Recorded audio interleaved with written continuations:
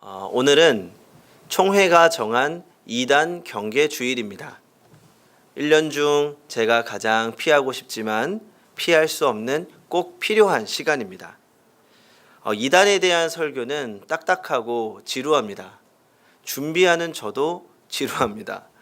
늘 들었던 이야기 같습니다. 하지만 늘 들어도 잘 모르는 것이 2단에 대한 이야기입니다.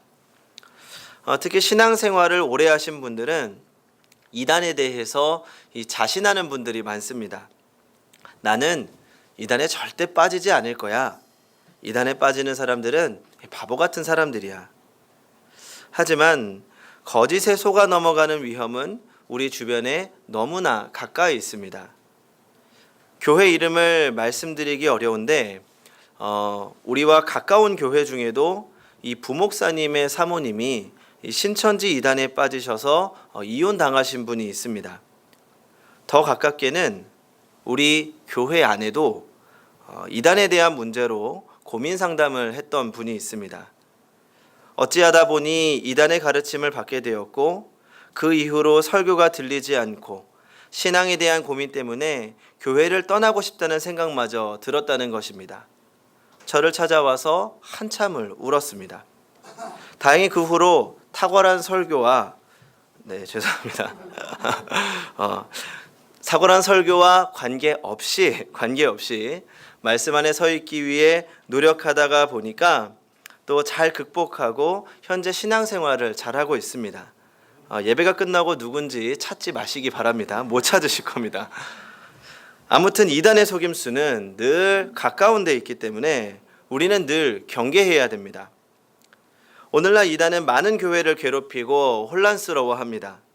그런데 이단은 최근에 생긴 것이 아닙니다.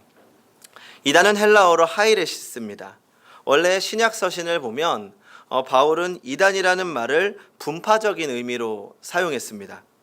말씀을 자의로 선택하고 변형시킨 인물들을 의미했습니다. 이 초대 속사도 교부들도 그 의미를 이어받아서 기독교를 배척하는 사람들에게도 이단이라는 말을 사용합니다. 그러다 점점 이단은 이 기독교를 믿기는 하는데 잘못 믿는 사람들에게 국한되었고 이 후대의 니케아 공의회에서 이단의 기준을 결정하게 됩니다. 니케아 공의회는 동서의 모든 주교들이 모여서 모든 교회가 모여서 내린 아주 권위 있는 회의입니다.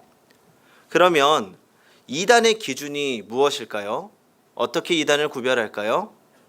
간단하게 말씀드리면 삼위일체 교리입니다. 이 삼위일체 교리가 정통과 이단을 구별하는 유일한 방법으로 사용되었습니다. 그래서 우리가 매 주일마다 고백하는 사도신경, 사도신조라고도 말하죠. 이 사도신경에 성부 하나님, 성자 하나님, 성령 하나님에 대한 신학적인 고백이 담겨 있는 것입니다. 오늘날에도 우리가 이 사람이 좀 이상하다 싶을 때 이단인지를 분별하는 가장 쉽고 정확한 방법은 삼위일체 하나님에 대해서 어떻게 설명하는지를 들어보면 됩니다.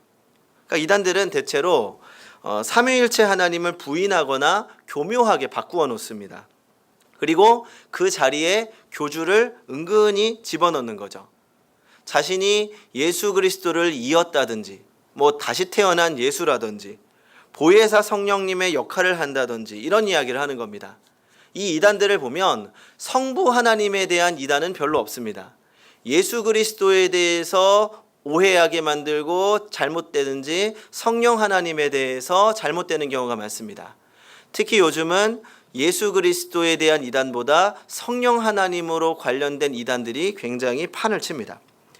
이 어찌되었든지 분명한 것은 이 이단이라는 것이 오늘날 갑자기 생긴 것이 아니라 초대교회 시절부터 있었고 끊임없이 교회를 괴롭혀왔습니다. 이 가슴 아픈 것은 너무나도 많은 사람들이 이 거짓에 속아 넘어간다는 거죠. 그 중에 가장 큰 이유는 이단에 대해서 잘 모르기 때문입니다. 또 자신이 무엇을 믿는지도 정확하게 잘 모르기 때문입니다. 모르면 진짜를 보지 못하고 속아 넘어가는 거죠. 한 시골 소년이 아버지가 주신 $1를 가지고 난생 처음으로 혼자서 시내 구경을 갔습니다.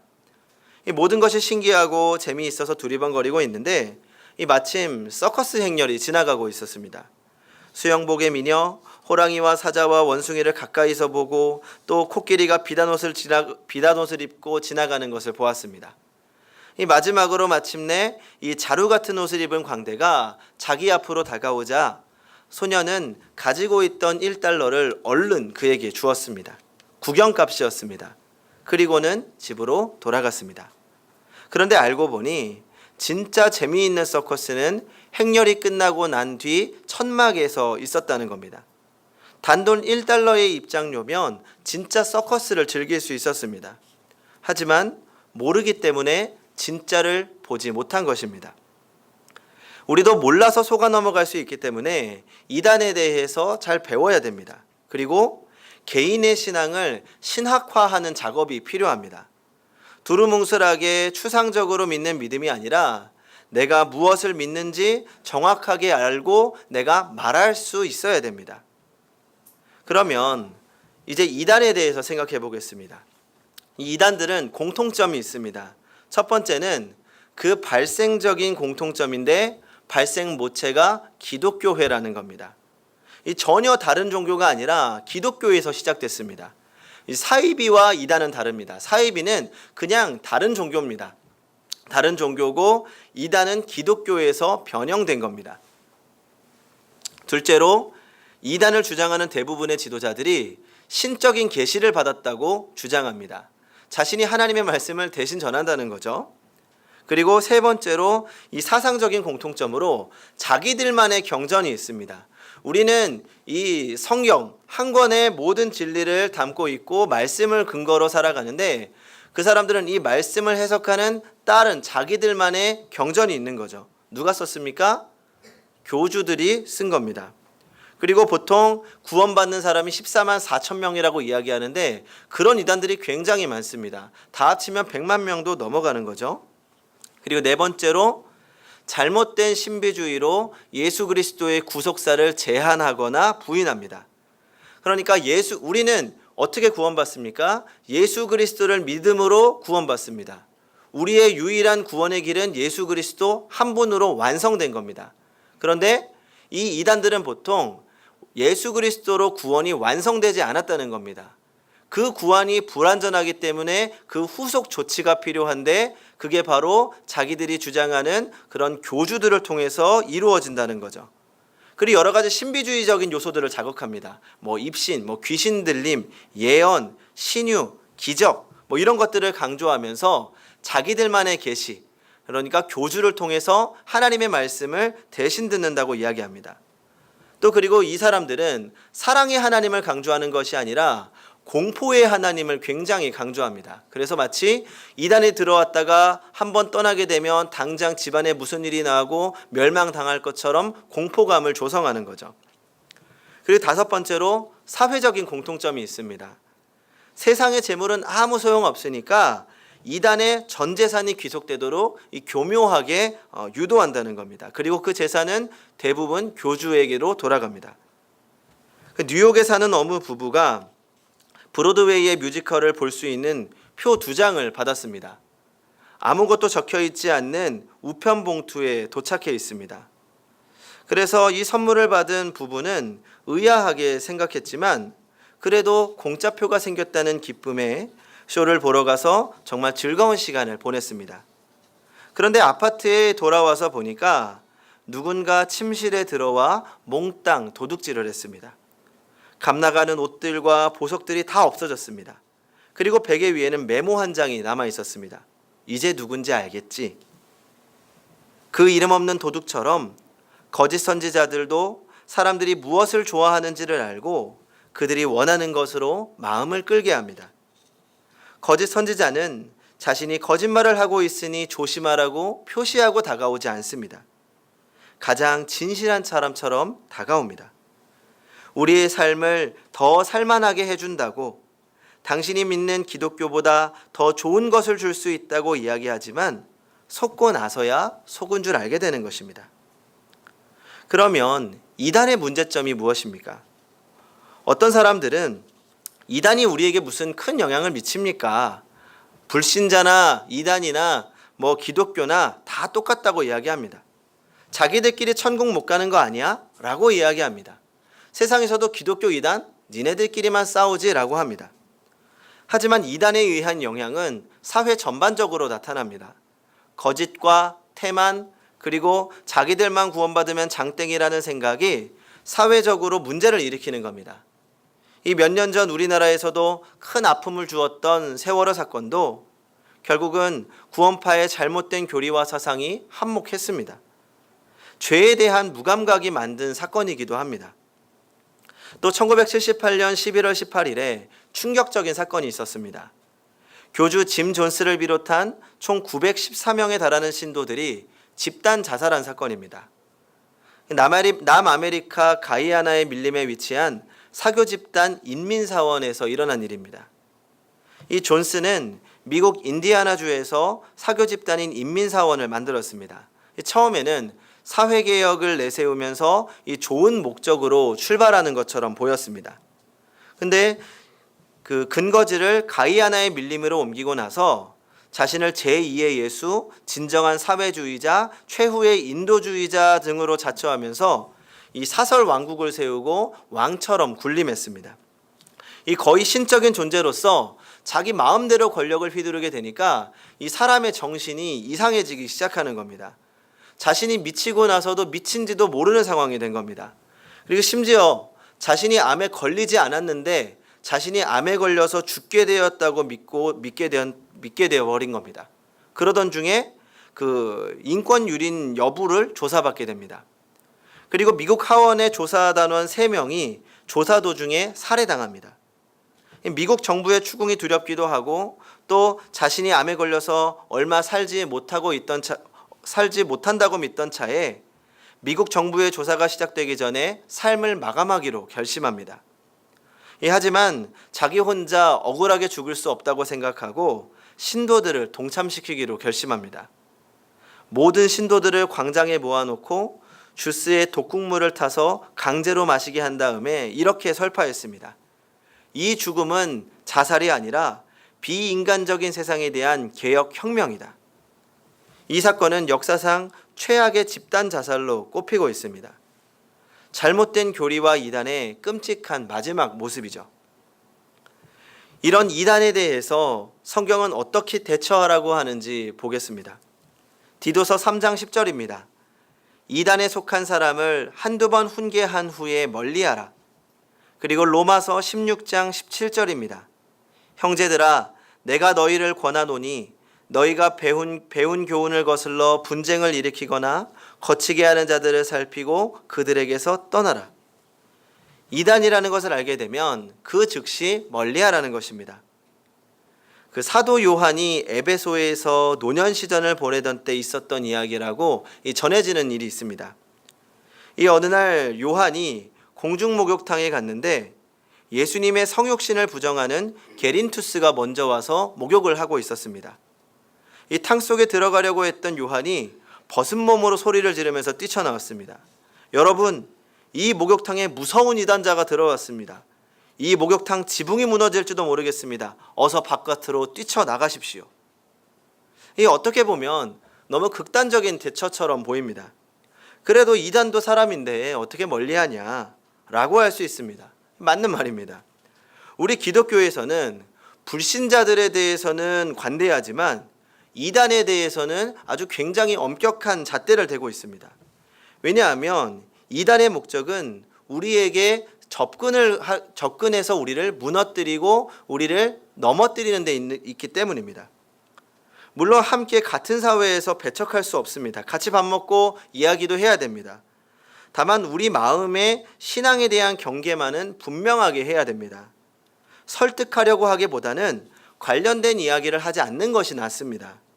충분히 배우고 설득할 자신이 있더라도 하지 않는 것이 낫습니다. 언제든 진리에 대한 공격을 대처할 수 있도록 무기는 가지고 있어야 하지만 논쟁을 할 필요는 없습니다. 그래서 오늘 우리도 이단 경계주일이라고 해서 다시 한번 마음의 경계선을 두고 속지 않기 위해서 노력하고 있는 겁니다. 그 많은 이단들이 있지만 올해는 특별히 총회에서 강조하고 있는 이단의 속임수에 대해서 한 번 더 이야기하려고 합니다. 아무리 강조해도 지나치지 않은 신천지입니다. 이렇게만 하면 넘어간다라고 하는 영상을 한번 보도록 하겠습니다.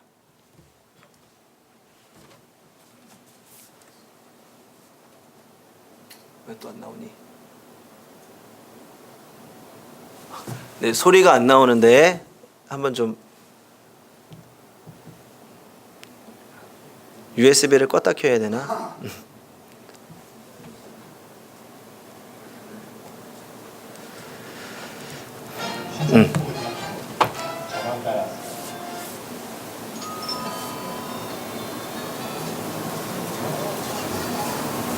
청년이 가지고 연극을 준비하고 있는 동아리인데요. 네. 저희가 연극을 준비하려면 청년들의 사연이 너무 필요해서요. 네. 혹시 자신의 사연인지 알수 있나요?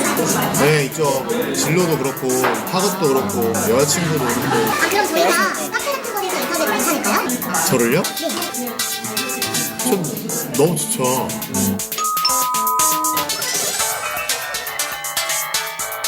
안녕하세요. 안녕하세요. 안녕하세요.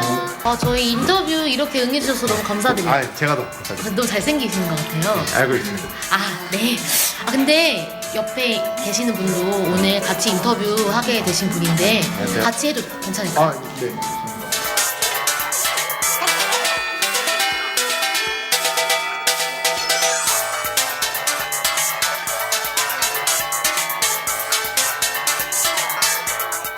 근데 제가 심리학과거든요. 근데 지금 얘기를 듣다 보니까 저희 교수님 논문 준비하신 주제랑 엄청 잘 맞으실 것 같은데 혹시 시간만 괜찮으시면 저희 교수님 좀 도와주실 수 있으세요? 시간은 괜찮은데 뭐 제가 도와드릴 수 있는 게 있을까요? 네, 그냥 조금 뭐 설문해 주시고 조사 같은 거 해주시고 어려운 거 하나도 없어요. 혹시 밥 밥 다섯 끼. 다섯 대박이다. 하루에요? 네, 하루에. 아, 괜찮으세요? 네, 너무 좋아요. 아, 너무 잘 됐다.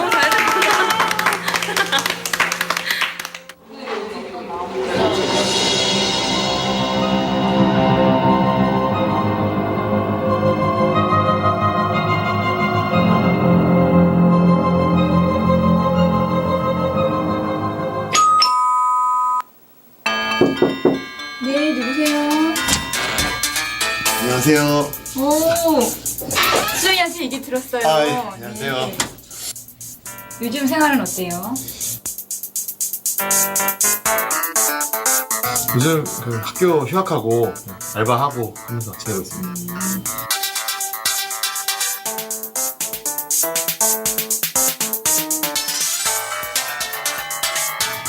승태가, 내가 사실 기독교 심리학과 교수인데 우리 많은 이야기 나누는데 승태이가 성경에 관심이 많은 것 같아. 그래서 한번 성경 공부 나랑 같이 해보지 않을래? 아, 엄마가 밖에서 성경 공부하지 말라 그랬는데. 그래도 교수님 좋은 분인데 별일 있겠어? 에라 모르겠다. 네, 할게요. 성경님. 그래, 그럼 내일부터 시작하자. 네, 예, 알겠습니다.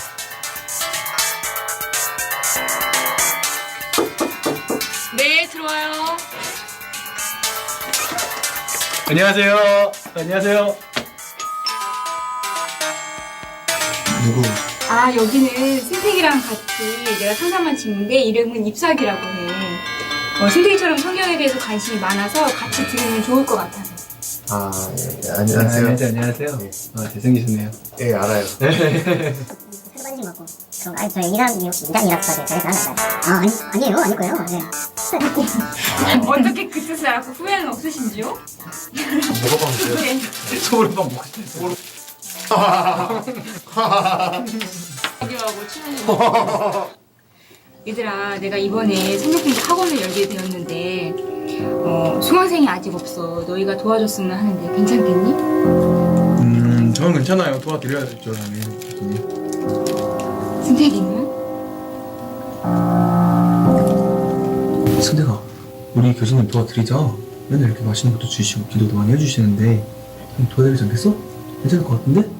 재밌을 것 같아, 승대가. 도와드리자. 어? 도와드려. 네, 저도 할게요.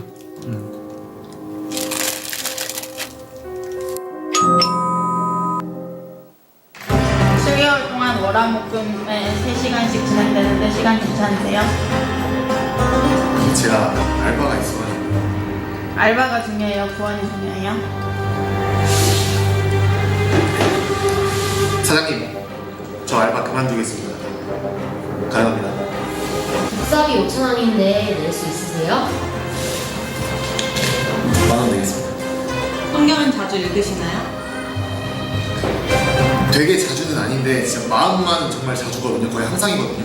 오늘부터 열심히 읽으면 제발요.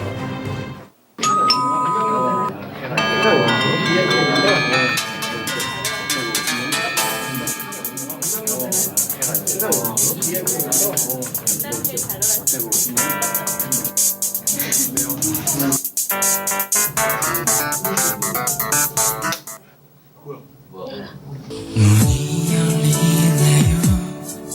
그대가 들어오죠. 첫눈에 난 내 사람인 걸 알아줘. 뭐야? 뭐?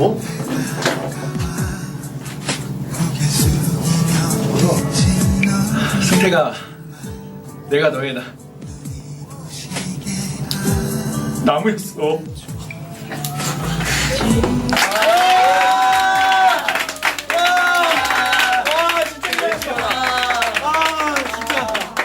답답했어, 승태가.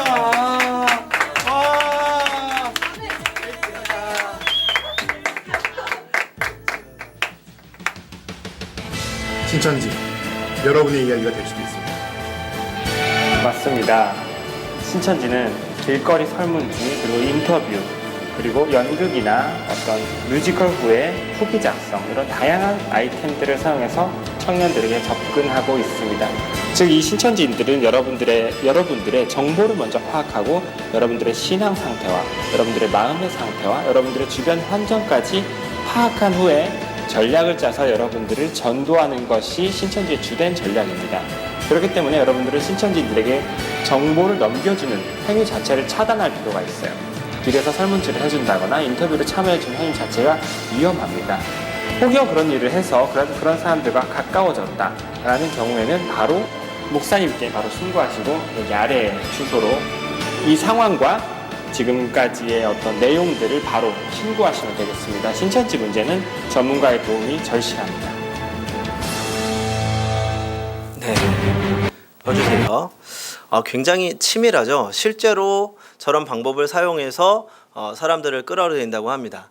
이 청년들뿐만 아니라 장년, 어르신들까지 해서 주변에 있는 사람들을 동원하고 정보를 파악하고 그 정보를 기반으로 해서 마치 내가 너에 대해서 알고 있는 것처럼 신비주의적인 요소를 자극하기도 하고, 그래서 그런 부분에 넘어가는 분들이 굉장히 많은 거죠. 보통 신천지 포교형 7가지 멘트가 있다고 합니다. 설문조사에 응해달라, 고아원생들에게 편지를 써달라, 그리고 심리상담해 주겠다면서 심리상담 전공자로 위장합니다. 그리고 성경 공부 사실을 알리지 말아달라. 이건 문제가 있는 겁니다. 그리고 면접을 통과해야 성경 공부할 수 있다. 그리고 이제 공부하다가 신천지가 밝혀진 것을 알게 되면 이단인지 아닌지 한번 끝까지 공부해봐라. 끝까지 알아봐달라. 그리고 공부하는 동안 인터넷을 사용하지 말아달라라고 이야기한다고 합니다. 너무나도 다양한 방법으로 공격하고 있는데 제가 이걸 보면서 열심히는 한다라는 생각을 합니다. 오히려 우리 기독교회, 참 복음을 가진 교회가 그 열심히 더 부족하지 않은가라는 마음이 들면서 우리가 이런 잘못된 속임수에 대해서는 늘 경계하고 조심해야 된다는 것입니다. 이단 경계주일마다 말씀드리지만 우리가 모든 이단의 교리를 다 알 수 없습니다. 몇십 개, 몇백 개입니다.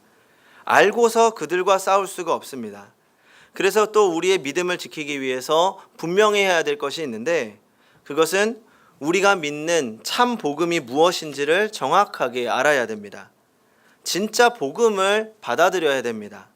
성도 여러분, 예수 그리스도의 선포 핵심은 회개였습니다. 죄에서 돌이켜서 죄 사함을 얻고 새 사람이 되는 것. 그래서 복음은 우리를 행복하게 하고 기쁘게 하지만 때로는 날카롭게 우리의 마음을 헤집어 놓을 때도 있습니다. 상처를 치료하기 위해서 상처를 째고 약을 바를 때 느끼는 고통과도 같습니다. 하지만 언제나 사람들은 참 생명의 가르침보다는 듣기 좋은 가르침만을 따랐습니다. 이스라엘 백성들도 그랬습니다. 예레미야 선지자가 이스라엘 백성에게 바벨론을 거스르지 말라고 경고하면서 이스라엘이 멸망당할 것을 예언했습니다. 그리고 지금 당장 회개하고 하나님께로 돌아가야 한다고 외쳤습니다. 오늘로 말하면 일본, 중국에 항복하지 않으면 나라가 망할 거라고 이야기한 거죠. 반대로 거짓 예언자들은 이스라엘이 평안할 것이다, 쓸데없는 소리 하지 말아라 라고 했습니다. 이런 상반된 예언에서 이스라엘 백성들은 듣기 좋았던 거짓 예언자들의 예언만을 따랐습니다. 결국 이스라엘은 멸망하고 말았죠. 혹시 우리도 달콤하고 듣기 좋은 말에만 귀를 기울이는 것은 아닌지 돌아보아야 합니다. 그리고 그리스도인들은 말씀을 편식하지 않고 때로는 쓰지만 우리의 생명이 되는 참 진리의 말씀을 쫓아 살아가야 합니다. 갈라디아서 1장 7절입니다. 다른 복음은 없나니 다만 어떤 사람들이 너희를 교란하여 그리스도의 복음을 변하게 하려 함이라. 성도 여러분, 그러므로 거짓을 따르는 욕심을 버리고 우리를 살리는 참 복음을 받아들이시기 바랍니다. 그리고 그 복음으로 살아가시기 바랍니다. 다른 어떤 거짓에도 흔들리지 아니하고 참된 복음으로 살아가는, 그리하여 영원한 생명을 소유하고 누리며 살아가는 성도님들이 되시기 바랍니다. 기도하겠습니다. 참 진리이시며 생명 되시는 주님을 찬양합니다. 오직 주님만이 참 진리이심을 다시 한번 믿음으로 고백합니다. 오늘날 진리를 어지럽히는 수많은 무리들이 있습니다. 진리를 왜곡하고 또 많은 그리스도인들을 죽음의 길로 몰아넣고 있습니다. 우리의 무지 때문에 속고 넘어가지 않게 하여 주시옵소서. 진리를 수호하고 진리로 열매 맺게 하여 주시옵소서. 예수 그리스도로 무정하여 주의 복음을 증거하게 하여 주시옵소서. 예수님의 이름으로 기도하옵나이다. 아멘.